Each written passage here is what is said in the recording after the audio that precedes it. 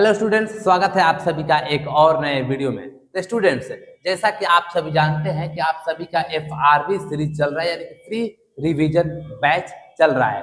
और ये बैच लगभग आपके एग्जाम से पहले तक कंप्लीट हो जाएगा, पूरा कंप्लीटली पूरा हो जाएगा। इसमें हम क्या पढ़ाने वाला हूँ तो आप सभी जानते हैं। जो आपका चैप्टर है 12th का रैम्बो पार्ट 2 और स्टोरी ऑफ इंग्लिश, उन दोनों बुक को हम लोग खत्म करेंगे। तो चलिए स्टार्ट करते हैं। इससे पहले अगर आपने स्टोरी ऑफ इंग्लिश का ओल्ड इंग्लिश नहीं देखा है, जो इससे पहला वीडियो था, तो इस वीडियो को देखने के बाद आप उस वीडियो को भी देख सकते हैं। ठीक है, तो चलिए स्टार्ट करते हैं इस चैप्टर को, जिसका नाम क्या है, मिडिल इंग्लिश। इससे पहले हम लोग खत्म किए हैं ओल्ड इंग्लिश और ये है क्या, मिडिल इंग्लिश। तो चलिए स्टार्ट करते हैं विदाउट एनी फर्दर डिले।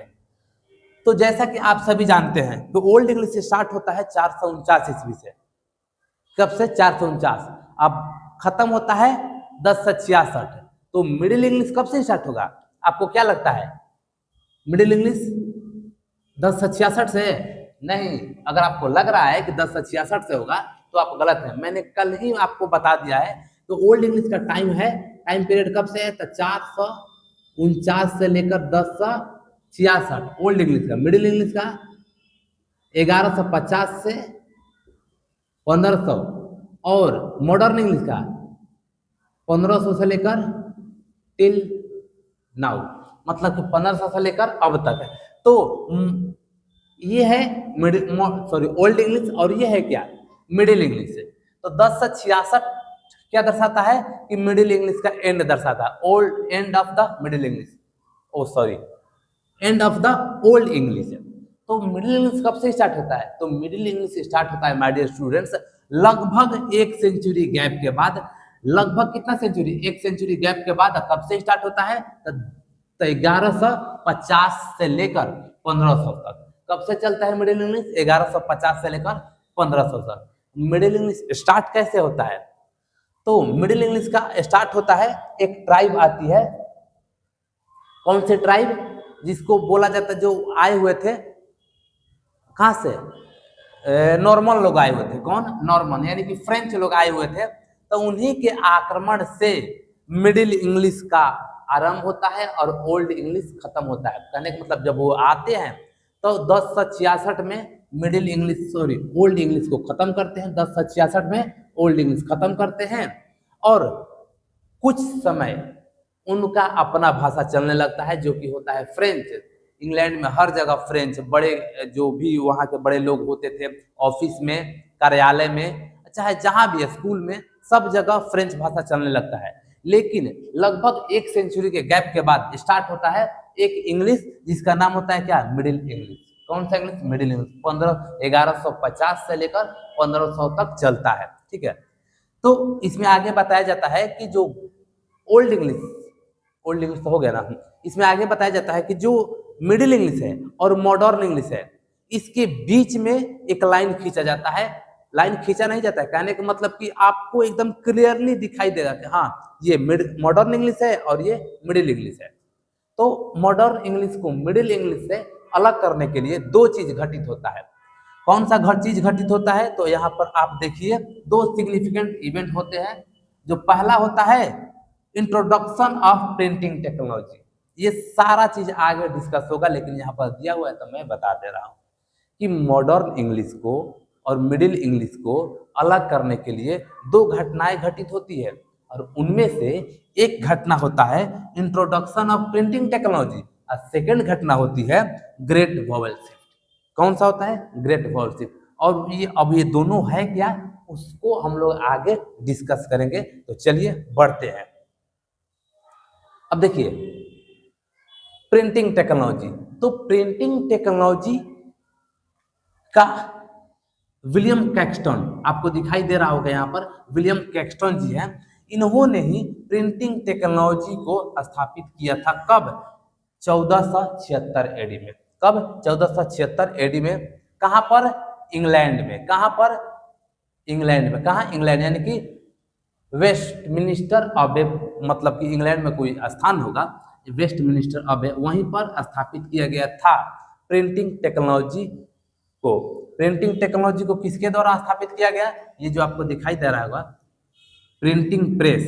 ठीक है, अगर आपसे एग्जाम में पूछेगा कि प्रिंटिंग प्रेस की स्थापना कब हुई थी, तो आपको बताना है 1476 ईस्वी। किसके द्वारा हुई थी? तो विलियम कैक्सटन के द्वारा।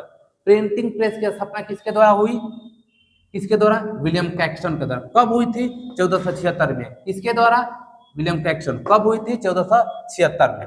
अब ये जो प्रिंटिंग प्रेस की स्थापना हुई, जो प्रिंटिंग टेक्नोलॉजी आई ना, तो इसने इंग्लिश भाषा को स्टैंडर्डाइज कर दिया, मतलब कि स्तरीय बना दिया। मतलब कि कहने का मतलब क्या हुआ? कहने का मतलब ये हुआ कि देखिए, ये सारा बात बताया जा रहा है मॉडर्न इंग्लिश का, कि मॉडर्न इंग्लिश कैसे इवॉल्व हुआ, लेकिन हम लोग पढ़ रहे हैं मिडिल इंग्लिश। तो आप कहिएगा कि मॉडर्न इंग्लिश आप क्यों बता रहे हैं? तो इसमें दिया हुआ है, इसलिए हम आपको बता दे रहे हैं थोड़ा सा। ठीक है, तो मॉडर्न इंग्लिश और मिडिल इंग्लिश को अलग करने के लिए दो घटनाएं घटित होती है। घटना का नाम होता है, पहला घटना है प्रिंटिंग टेक्नोलॉजी और दूसरा है ग्रेट वॉल शिफ्ट। पहला है प्रिंटिंग टेक्नोलॉजी, दूसरा है ग्रेट वॉल शिफ्ट। अब प्रिंटिंग टेक्नोलॉजी की स्थापना होती कब है? तो 1476 ईस्वी में। किसके द्वारा? विलियम कैक्सटन के द्वारा। और आगे बढ़ते हैं, अब अगला एक होता है क्या? Great wall shift. तो ग्रेट वॉल शिफ्ट कब होता है? तो ये स्टार्ट होता है great wall shift. Printing technology की स्थापना हो गई। प्रिंटिंग प्रेस की स्थापना किसके द्वारा की गई थी? विलियम कैक्सटन के द्वारा। कब की गई थी? 1476 ईस्वी में। लेकिन जो ग्रेट वॉवेल शिफ्ट है ना, ये स्टार्ट हुआ 1400 ईस्वी से।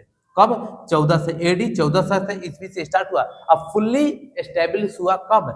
At the end of the middle English period. यानी कि जब मिडिल इंग्लिश पीरियड चल रहा था 1150 से लेकर 1500 तक, उसके बीच में ही स्टार्ट हो गया था। यानी कि 1400 में स्टार्ट हो गया था। कौन? Great wall shift. और पूरी तरह से इसे इम्प्लीमेंट होते होते स्टार्ट हुआ, मतलब कि पूरी तरह से कब आया? फुल्ली एस्टेब्लिश हुआ कब? By the end of the middle English. जब मिडिल इंग्लिश का समापन होता है, उसके बाद ग्रेट वॉवेल शिफ्ट स्टार्ट हो जाता है। तो अब पूछिएगा कि ठीक है सर, तो प्रिंटिंग प्रेस तो हम लोग को समझ में आ गया है, लेकिन प्रिंट जो ग्रेट वॉवेल शिफ्ट है वो क्या है? तो मैं आपको बता दूं कि ग्रेट वॉवेल शिफ्ट वो होता है ना, कि जो आवाज है, जो किसी भी वर्ड को पढ़िएगा, तो कोई कोई वर्ड को पढ़ने में आपको ज्यादा जोर देना पड़ेगा, आप कोई कोई फट से पढ़ दीजिएगा। ठीक है, जैसे कि देखिए यहाँ पर है डबल ओ, आपको दिखाई दे रहा होगा डबल ओ। एक कोई जीरो कोई नहीं बोलेगा, ये ओ है। तो एक होता है साउंड उ, एक होता है साउंड ऊ। तो ये है शॉर्ट, ये क्या है जी? शॉर्ट। ये है लॉन्ग। अब कहिएगा कि दोनों में अंतर क्या है? ये बीच में खांच दिया है, वही वाला अंतर है क्या? तो नहीं, ये अंतर नहीं है। लॉन्ग और शॉर्ट वॉवेल साउंड दूसरा है। देखिए यहाँ पर लिखा गया है क्या? पता नहीं दिखाई दे रहा, दिखाई दे रहा होगा। ठीक है, तो देखिए यहाँ पर लिखा गया है गुड, और यहाँ पर लिखा हुआ है, देखिए ये है GWD। अब इसको पढ़िएगा तो शॉर्ट से पढ़िएगा गुड, क्या? Good good. और इसको पढ़िएगा तो लॉन्ग से पढ़िएगा मून। क्या होता है? ये मून नहीं है, ये है मून। अब किसको कब पढ़ जाता है? अगर जिस वर्ड के अंत में डी या के हो, क्या? डी और के, तो वो होता है शॉर्ट।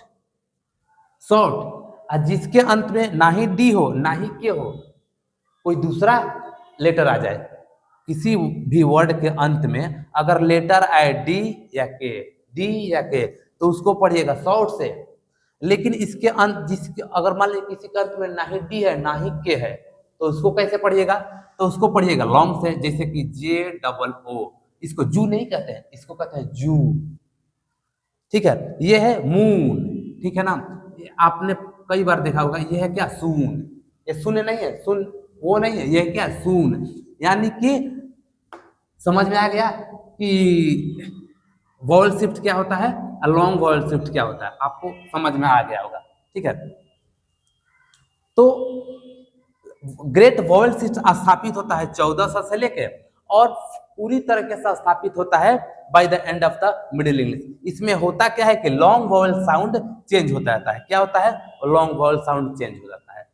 अभी तक हम लोगों ने क्या पढ़ा कि मिडिल इंग्लिश कब से कब तक है? यानी 11.5 से 15, मिडिल इंग्लिश 11.5 से 15। मिडिल इंग्लिश और मॉडर्न इंग्लिश को अलग करने के लिए दो चीज घटित हुआ था। पहला चीज क्या घटित हुआ था मेरे दोस्त? तो पहला घटित हुआ था प्रिंटिंग टेक्नोलॉजी, प्रिंटिंग प्रेस की स्थापना। प्रिंटिंग प्रेस की स्थापना किसके द्वारा किया गया था? तो विलियम कैक्सटन के द्वारा। किसके द्वारा? विलियम कैक्सटन के द्वारा। कब किया गया था? 1476 ईस्वी में। कब किया गया था? 1476 ईस्वी में। किसके द्वारा? विलियम कैक्सटन के द्वारा। आगे क्या हम लोग पढ़े हैं? तो आगे पढ़े हैं great vowel shift. Great vowel shift वो क्या है? तो इसमें जो वोवेल साउंड होता है, जैसे कि वोवेल साउंड, जैसे कि आप सभी जानते हैं वोवेल साउंड क्या होता है? हिंदी के लिए अ आ है वोवेल साउंड, ठीक है। और इंग्लिश के लिए जो ए ई आई ओ यू होता है ये वोवेल है। और जिस किसी भी वर्ड का साउंड आता है अ में से स्टार्टिंग इनिशियल लेटर, तो वो होता है वोवेल, और जो अ से नहीं आता है वो होता है कॉन्सोनेंट। चलिए उसको वो बात की बात है। तो उसके बाद 1400 से स्टार्ट होता है vowel shift, great vowel shift. इसमें लॉन्ग वोवेल साउंड चेंज होता है। क्या होता है? चेंज होता है लॉन्ग वोवेल साउंड। तो 1400 से स्टार्ट होकर अब फुल्ली एस्टेब्लिश होता है by the end of the middle English. अभी तक ले हम लोगों ने यहाँ तक पढ़ा है। आगे बढ़िए, आगे क्या लिखा हुआ है? तो dialect of middle English. Dialect of middle English में क्या होता है? तो मिडिल इंग्लिश जैसा कि आप सभी जानते हैं कि ओल्ड इंग्लिश में हमारे 3 ट्राइब आई थी। कितना ट्राइब? 3। एंग्लो सेक्शन से 3 ट्राइब, तीनों मिलाकर, और एक यहाँ पर सेल्ट वाले थे, तो 4 डायलेक्ट बना था। केंटिश, नॉर्थम्ब्रियन, मर्सियन, वेस्ट सेक्शन, 4 बना था ना। अब इसमें बनेगा माय डियर स्टूडेंट्स 5। इसमें कितना बनेगा? 5। तो चलिए देखते हैं डायलेक्ट ऑफ मिडिल इंग्लिश। तो डायलेक्ट ऑफ मिडिल इंग्लिश में बात करते हैं तो इसमें 5 डायलेक्ट होता है, ठीक है। इसमें कितना डायलेक्ट है? 5। और मिडिल इंग्लिश का जो स्ट्राइकिंग फीचर है ना, वो इसका क्या है? डायलेक्ट ही है। Striking feature of middle English is the dialect of middle English, ठीक है। क्यों? क्योंकि ये कंट्री दर कंट्री वैरी करता था। आप इस कंट्री में जाइएगा तो अलग इंग्लिश बोलेगा और लिखेगा। देखिए इसका राइटिंग हो या स्पोकन हो, कंट्री दर कंट्री वैरी करता था। वैरी करता था मतलब कि बदलता था, ठीक है। इसमें क्योंकि इसकी 5 डायलेक्ट थी, 5 बोलियां थी, तो बदलेगा ही, ठीक है। तो चलिए देखते हैं कि कौन कौन सी इसकी बोलियां हैं। तो पहला डायलेक्ट है इसका मिडिल इंग्लिश का, कहाँ गया? जो हाँ मिडिल ओल्ड इंग्लिश में कितना था? 4। मिडिल इंग्लिश में कितना हुआ? 5। तो चलिए देखते हैं। एक है ओल्ड इंग्लिश का सॉरी ये है मिडिल इंग्लिश का northern southern, East Midland, West Midland, Kentish. कौन कौन? Northern, southern, East Midland, West Midland and Kentish. कौन कौन हुआ? Northern, southern, East Midland, West Midland and Kentish. तो आप ये बताइए हमको कि ऐसा कौन सा डायलेक्ट है जो ओल्ड इंग्लिश में भी था और मिडिल इंग्लिश में भी है। तो आप सभी जानते हैं कि ये जो कैंटिस है ओल्ड इंग्लिश में भी था और मिडिल इंग्लिश में भी है। कौन? कैंटिस, ठीक है। तो चलिए देखते हैं कि ओल्ड इंग्लिश के किस डायलेक्ट से मिडिल इंग्लिश के कौन से डायलेक्ट का इवॉल्व हुआ है, मतलब कि आया है। चलिए देखते हैं। तो देखिए जो नॉर्थम्ब्रियन था ओल्ड इंग्लिश का जो नॉर्थम्ब्रियन था उससे बना है नॉर्दर्न। नॉर्थम्ब्रियन से बना है नॉर्दर्न। नॉर्थम्ब्रियन से क्या बना है स्टूडेंट्स? नॉर्थम्ब्रियन से बना है नॉर्दर्न, ठीक है। वेस्ट सेक्शन जो था ओल्ड इंग्लिश का, इससे बना है साउदर्न। नॉर्थम्ब्रियन से नॉर्दर्न, वेस्ट सेक्शन से साउदर्न, वेस्ट सेक्शन से साउदर्न, नॉर्थम्ब्रियन से नॉर्दर्न, वेस्ट सेक्शन से साउदर्न। मर्सियन, देखिए मर्सियन से 2 आया है। कितना आया है? 2 डिवाइडेड इनटू 2। कौन कौन आया है? East Midland and West Midland. Mercian से आया है my dear students 2, East Midland and West Midland, East Midland और वेस्ट मिडलैंड। और अंत वाला जो है जिससे बोला जाता है, कहाँ गया जी? अच्छा, और सॉरी देखिए ओनली वन रिमेन्स अनचेंज, यहाँ पर लिखा हुआ है ना। जो कैंटिस है ना ये रिमेन अनचेंज हो गया था। देखिए आपको बता दिया गया कि 5 कौन कौन पहले ही आया है, northern, southern, East Midland, West Midland और कैंटिस उसमें भी था, इसमें भी है। और कौन किससे आया है? तो नॉर्थम्ब्रियन से नॉर्दर्न, साउथ वेस्ट सेक्शन से साउदर्न, और कहाँ गया? एक मर्सियन से आया था दो, ईस्ट मिडलैंड और वेस्ट मिडलैंड, मर्सियन से दो। अब आपसे पूछेगा कि कौन सा ओल्ड इंग्लिश का जो डायलेक्ट है जो दो भागों में डिवाइड हुआ है, तो कौन, आप क्या बोलिएगा, मर्सियन। कौन कौन, ईस्ट मिडलैंड और वेस्ट मिडलैंड, ईस्ट मिडलैंड और वेस्ट मिडलैंड। कौन सा ऐसा डायलेक्ट है जो मिडिल इंग्लिश में भी है, ओल्ड इंग्लिश में भी था, मतलब कि आपको बोलना पड़ेगा कि Kentish, Kentish was that language, sorry was that dialect which are available in, sorry, which is available in old english and middle english as well। ठीक है, तो चलिए आगे बढ़ते हैं।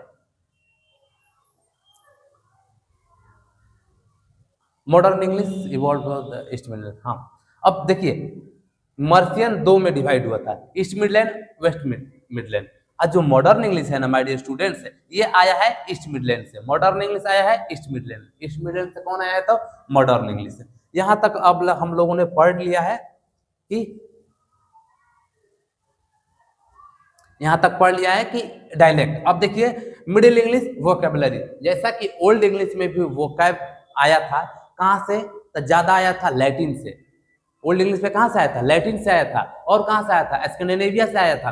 तो ठीक उसी प्रकार से इसमें भी आया है वर्ड कहीं कहीं से, इसमें आया है सबसे पहला क्या, अब बताइए इसमें सबसे आपके हिसाब से कौन आएगा मिडिल इंग्लिश में, किसके बाद मिडिल इंग्लिश का इवोल्यूशन हो, किसके आने के बाद, तो नॉर्मन के आने के बाद मिडिल इंग्लिश स्टार्ट हुआ है।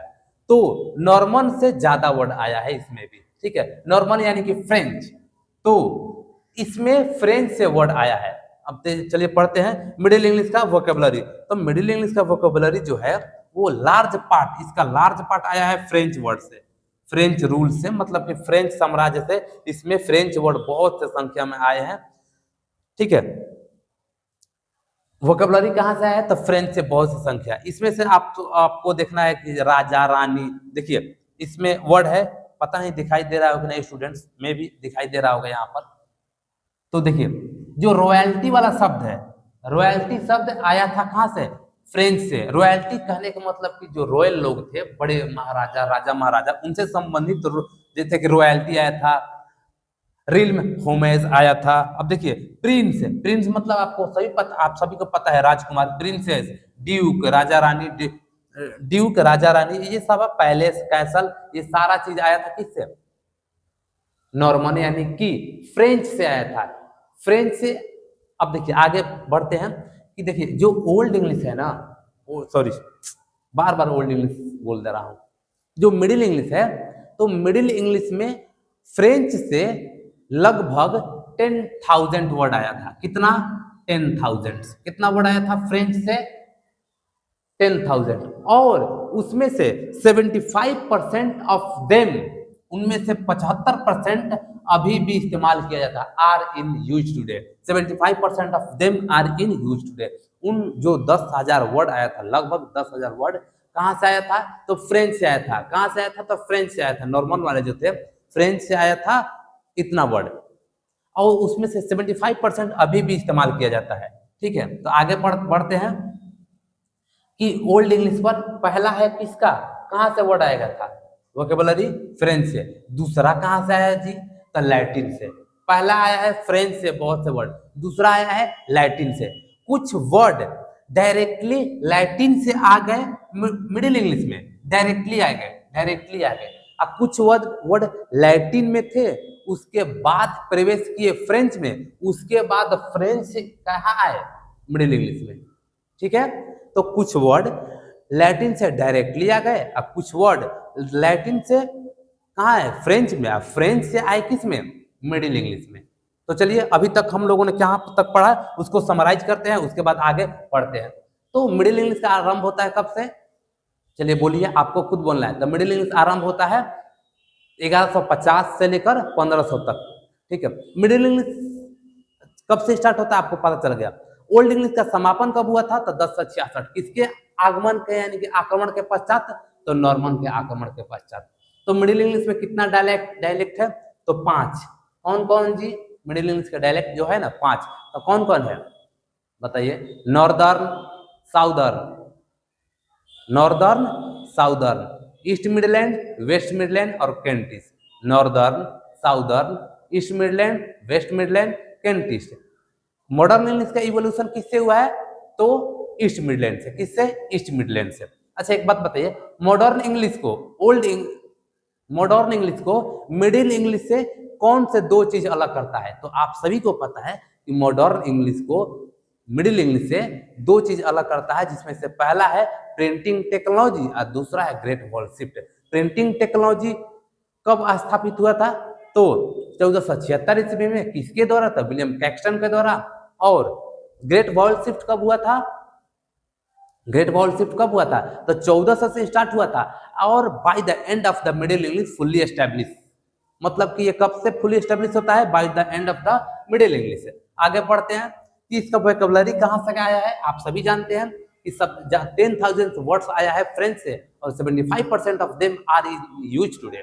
उनमें से 75% अभी भी इस्तेमाल होता है। और आगे कहां से आए? लैटिन से। कुछ वर्ड डायरेक्टली आ गए लैटिन से इसमें, और कुछ कहां से आए हैं? लैटिन से गए फ्रेंच, फ्रेंच से आए मिडिल इंग्लिश। आगे बढ़ते हैं।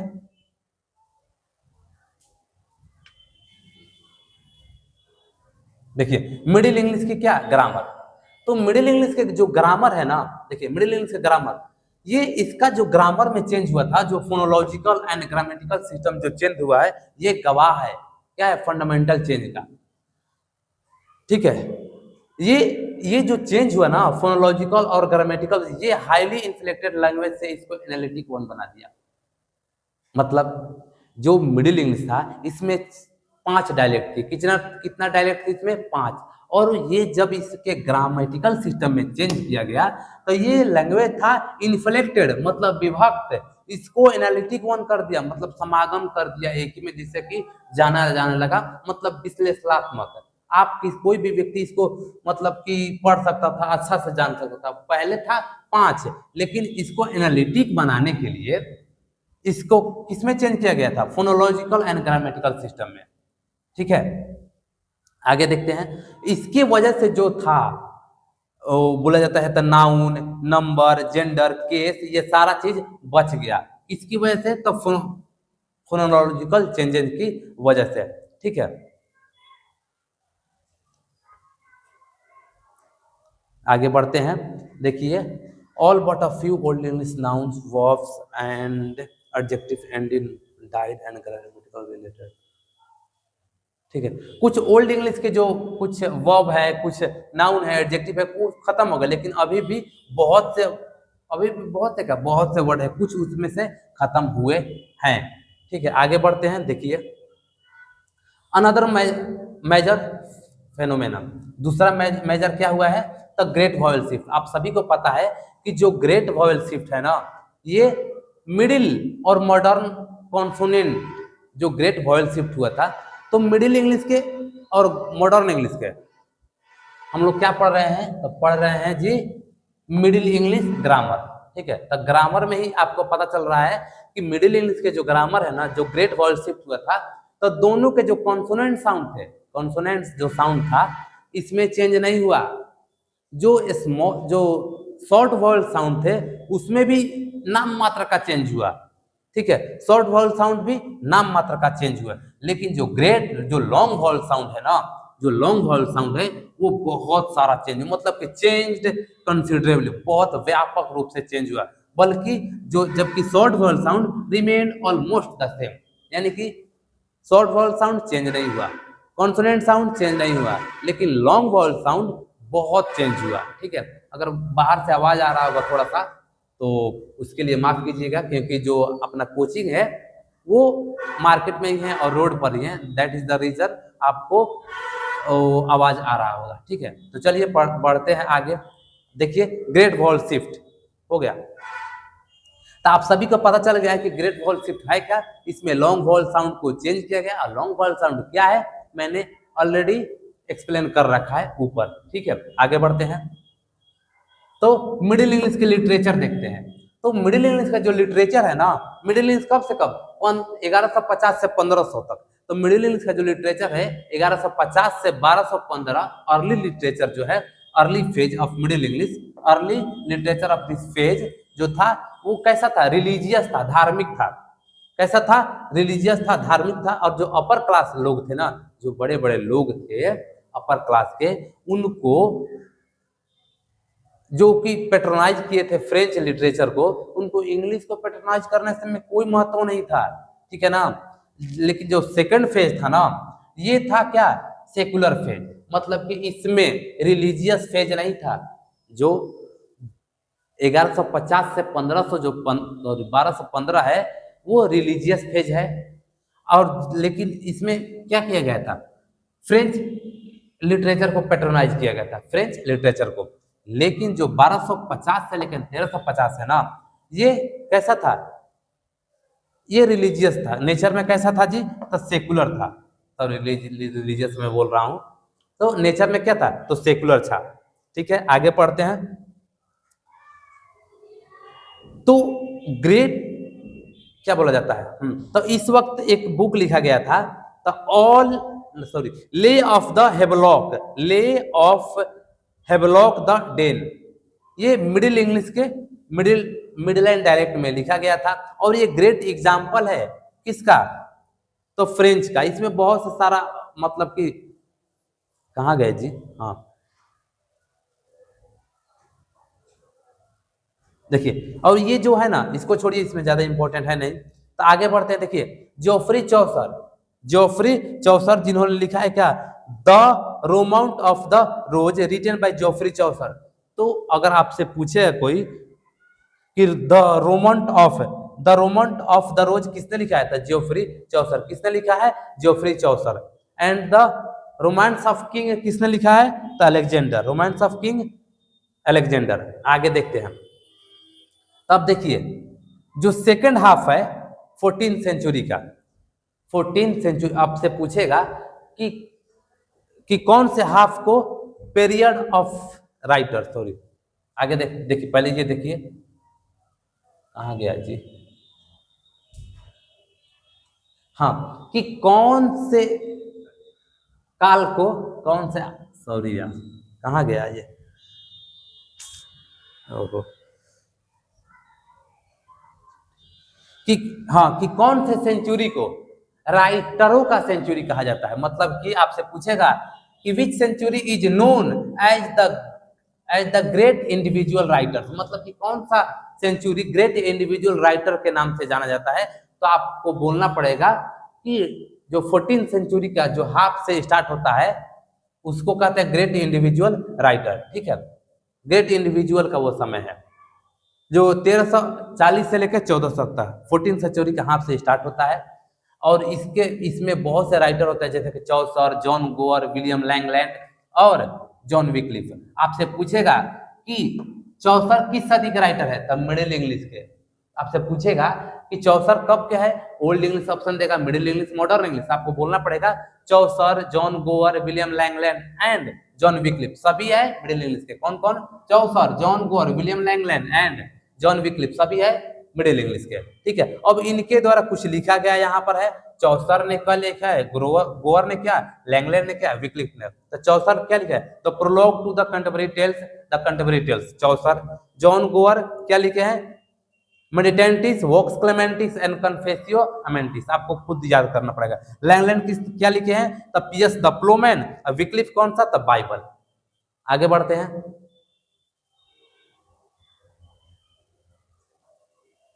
अब देखिए ये सारे जो भी ये बुक है इनका राइटर को पता है। यहाँ आपको दिखाई दे रहा होगा कि जौसर कौन लिखे हैं, जो गोर कौन लिखे हैं, ये सारा बुक आपको पता है। लेकिन कुछ बुक है जहाँ जैसे कि द पियर्स, हाँ Sir Gawain and the Green Knight, इन दो बुक के जो राइटर थे उनके बारे में कुछ पता नहीं है। ठीक है, तो जो आगे बढ़ते हैं, अब मैं आपको बताता हूं, ये लास्ट कड़ी है बस इस चैप्टर का।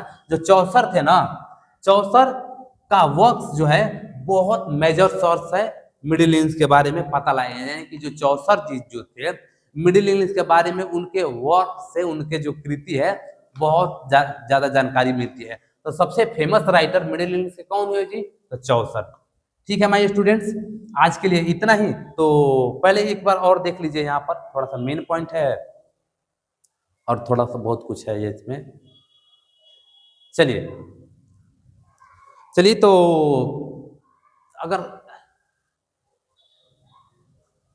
ठीक है स्टूडेंट्स, तो अगर आपको ये वीडियो अच्छा लगा होगा और लग रहा होगा कि हाँ ये वीडियो थोड़ा सा आपके एजुकेशन में जो आपके पढ़ाई चल रहा है, जो आपके एग्जाम होने वाला है उसमें कुछ ऐड करने वाला है, जो ऐड कर रहा है, तो प्लीज आप इस वीडियो को लाइक करें और चैनल को शेयर करना मत भूलिएगा। और साथ ही साथ अगर अच्छा लगे तो सब्सक्राइब भी कर सकते हैं। ठीक है, तो that's all for today and will meet in the next video, then bye bye.